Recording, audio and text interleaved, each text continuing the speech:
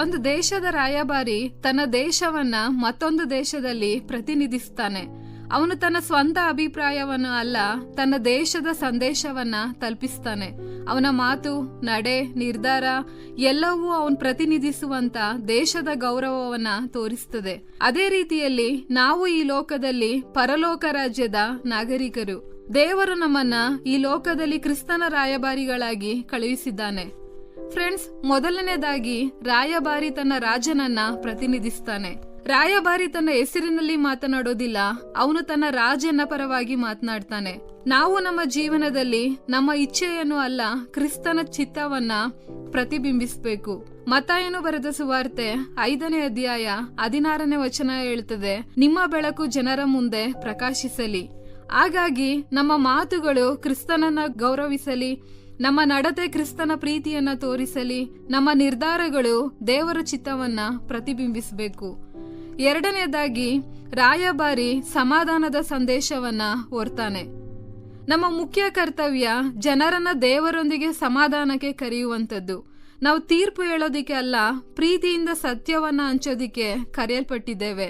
ಹಾಗಾಗಿ ನಮ್ಮ ಕುಟುಂಬದಲ್ಲಿ, ಕೆಲಸದ ಸ್ಥಳದಲ್ಲಿ, ಸ್ನೇಹಿತರ ನಡುವೆ ಕ್ರಿಸ್ತನ ಪ್ರೀತಿಯನ್ನ ತೋರಿಸಬೇಕು.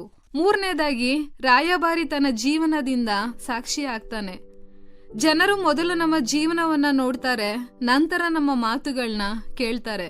ಫ್ರೆಂಡ್ಸ್, ನಾವು ಪ್ರಾಮಾಣಿಕರಾಗಿದ್ರೆ, ಕ್ಷಮಿಸುವವರಾಗಿದ್ರೆ, ಪ್ರೀತಿಯಿಂದ ನಡೀತಾ ಇದ್ರೆ ಜನರು ಕ್ರಿಸ್ತನನ್ನ ನಮ್ಮ ಮೂಲಕ ಕಾಣ್ತಾರೆ. ನಾಲ್ಕನೆಯದಾಗಿ ರಾಯಭಾರಿ ವಿರೋಧದ ನಡುವೆಯೂ ನಿಷ್ಠೆಯಾಗಿ ನಿಲ್ತಾನೆ. ಈ ಲೋಕ ಯಾವಾಗ್ಲೂ ಕ್ರಿಸ್ತನ ಮೌಲ್ಯಗಳನ್ನ ಒಪ್ಪಿಕೊಳ್ಳೋದಿಲ್ಲ, ಆದ್ರೂ ನಾವು ಎದುರಬಾರ್ದು. ಸತ್ಯದಲ್ಲಿ ದೃಢವಾಗಿ ನಿಂತು ಪ್ರೀತಿಯಿಂದ ಬದುಕಬೇಕು. ಒಮ್ಮೆ ಒಬ್ಬ ದೇಶದ ರಾಯಭಾರಿ ವಿದೇಶದಲ್ಲಿ ವಾಸ ಮಾಡ್ತಾ ಇದ್ದ.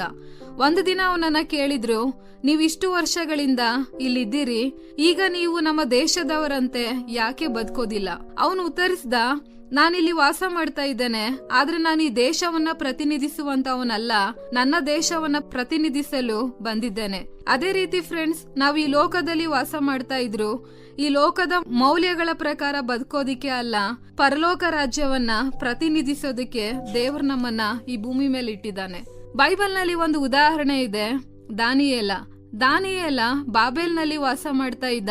ಆದ್ರೆ ಬಾಬೇಲಿನ ಪಾಪದ ಜೀವನವನ್ನ ಆತ ಅನುಸರಿಸಲಿಲ್ಲ. ಅವನ ನಂಬಿಕೆ, ಪ್ರಾರ್ಥನೆ, ನಿಷ್ಠೆ ದೇವರನ್ನ ಮಹಿಮೆ ಪಡಿಸ್ತು.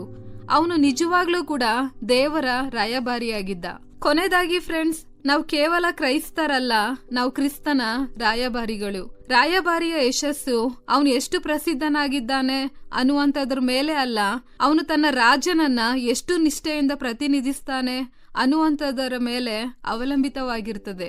ಅದೇ ರೀತಿಯಲ್ಲಿ ದೇವರು ನಮ್ಮನ್ನ ಈ ಲೋಕದಲ್ಲಿ ಯಶಸ್ವಿ ಆಗೋದಕ್ಕಿಂತ ಹೆಚ್ಚಾಗಿ ನಿಷ್ಠೆಯುಳ್ಳ ಕ್ರಿಸ್ತನ ರಾಯಭಾರಿಗಳಾಗೋದಕ್ಕೆ ಕರೆದಿದ್ದಾನೆ. ನಮ್ಮ ಮಾತುಗಳು ನಿರೀಕ್ಷೆಯನ್ನ ನೀಡ್ಲಿ, ನಮ್ಮ ಜೀವನ ಸುವಾರ್ತೆಯನ್ನ ಸಾರ್ಲಿ, ನಮ್ಮ ಪ್ರೀತಿಯು ಕ್ರಿಸ್ತನನ್ನ ಪರಿಚಯಿಸ್ಲಿ.